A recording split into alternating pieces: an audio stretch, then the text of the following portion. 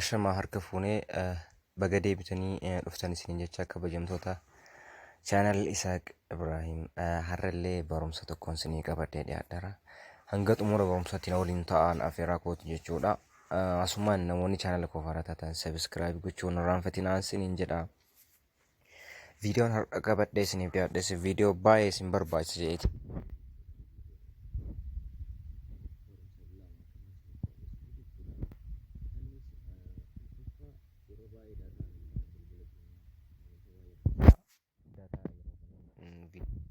Akkasuma intarneeta gaafa banaman walumaa galatti baay'ee lakkaa'achuu dataan.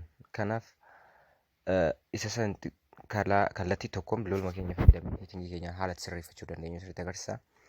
Karaalee hedduutu jira. Karaan daataa akkan bilbilli keenya nu hin nyaanne gochuu ni dandeenya jechuudha. Karaa tokko isiniif qabadhee dhiyaadhe jechuudha. Barumsi inni lammataa kanarraa gaalarii keenya keessatti seetingii riisaayikil biin jedhamu faayidaa isaa isinitti agarsiisa. Akkasuma akkamitti oon akka gootan isinitti agarsiisa. Hanga xumuraatti na waliin ta'a.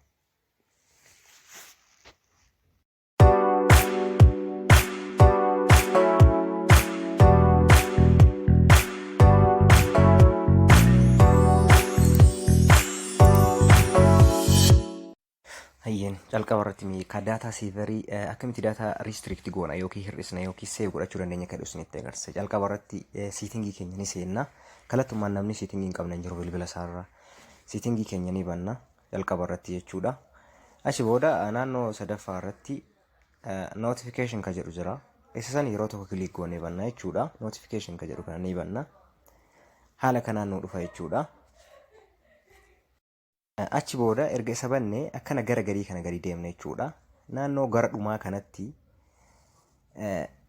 tiip ka jedhu jalatti sleeping apps and data saver ka jedhu jira. Data saver ka jedhu kana yeroo tokko click goonee banna jechuudha. Yeroo bannu haala kanaan nu fida. Data saver kana on goona jechuudha. Amma kun on irra jira. Akkana hoo deebisnee off taha.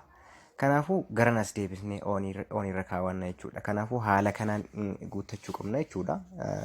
Data saverii data saverii faayidaa isaa isin himeera jechuu kana dura.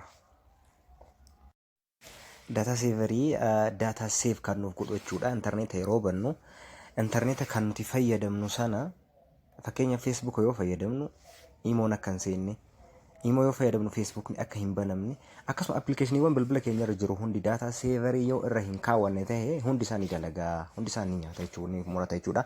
Kanaaf faayidaan isaa jechuudha. Amma kan lammataatiin isin dabarsa. Inni lammataa gaalarii keenya keessa riisaayikil biin ka jedhamu seetingii sana akkamitti fayyadamna akka jedhu isinitti agarsiisa jechuudha.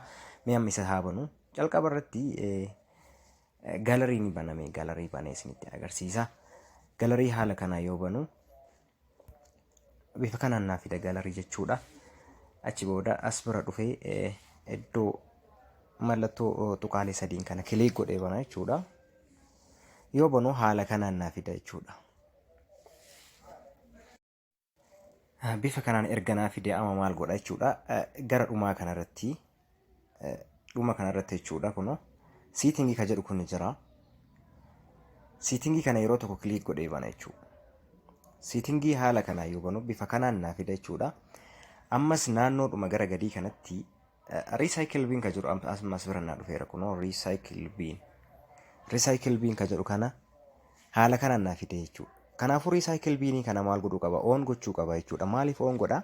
Riisaayikil biin jechuun bilbila keenya keessa, telefoona keenya gaalarii keessatti viidiyoo nuti qabnuu fi suuraa nuti qabnu noormaali yaa'u gaalarii keessa viidiyoo fi akkasuma suuraaleetu ta'a jechuudha. Kanaafuu suuraalee nuti gaalarii keessaa qabnu akkasuma viidiyoolee nuti gaalarii keessaa qabnu akka tasaa dileet kan tahan yoo ta'e gara riisaayikil biinii kana dhufan jechuudha. Riisaayikil biin jechuun ji'a tokkoof viidiyoo fi akkasuma suuraalee dileet ta'an kan kaa'u jechuudha. Riisaayikil biiniin kun ji'a tokko booda dileet godha.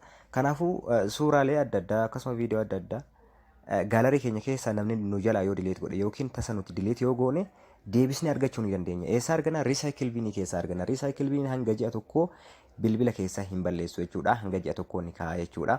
Achi booda dileet godha jechuudha. Kanaaf riisaayikil biinii sana keessaa arganna jechuudha. Isa san argachuudhaaf immoo on gochuu qabna jechuudha. Riisaayikil biin immoo eessatti argama jettanii na gaafachuu dandeessu. Kanaafuu riisaayikil biin illee gaalarii dhuma keenya keessatti argama jechuudha. Mee gara gaalariitti deebi'ee isinitti agarsiisa. kunoo mallattoo tuqaa sadiin gara olii tana calqaba tuqne san tuqna kunoo isee tana jechuudha. Kilik goonee ni banna. Kunoo gara dhumaa kanatti riisaayikil biiniin jirti kunoo as biratti. Kunoo riisaayikil biiniin jirti dhuma irratti jechuudha. Dhuma karaa lammaffaatitti. Riisaayikil biinii tana yeroo tokko kilik godhee bana haala kanaan naaf fida jechuudha. Achi booda yoo haala kanaan naaf fidu kunoo suuraalee fi viidiyoolee dileetii ta'e hunda asiin naaf fida jechuudha. Kanaafuu viidiyoo kanniin yookiin suuraalee kanniin deeffachuudhaaf suuraalee kanniin keessaa tokko ni filadha jechuudha. Haala kanaan yoo filadhu fakkeenyaaf kunoo as biratti mallattoo akka geengoo mallattoo akka riisaayikilii tana naaf fida jechuudha. Deebisnee ta'e ittiin argannu as biratti. Isa sayyoo tuqne gara gaalarii keenyatti viidiyoo fi suuraa nu jalaa dileetta ittiin arganna jechuudha. Kanaaf haala kanaan gaalarii keenya fayyadamuu dandeenya isiniin jedha. Barnoonni kan koo kanarraa kalmarratti goolabama. Barnoonni kun isin fayyada jeetiin yaada. Garuu namoonni chaanala koo haaraa taatan sabiskiraayib godhaa maatii keenya ta'a. Barnoota arma dura isin darbee viidiyoowwan chaanala kan koo keessa seentanii viidiyoo hunda daawwachuu dandeettanii isiniin jedha. Barnoota kan koo asumarratti xumuraa. Assalaamu alaikum warahmatullaahi wabarakaatuh.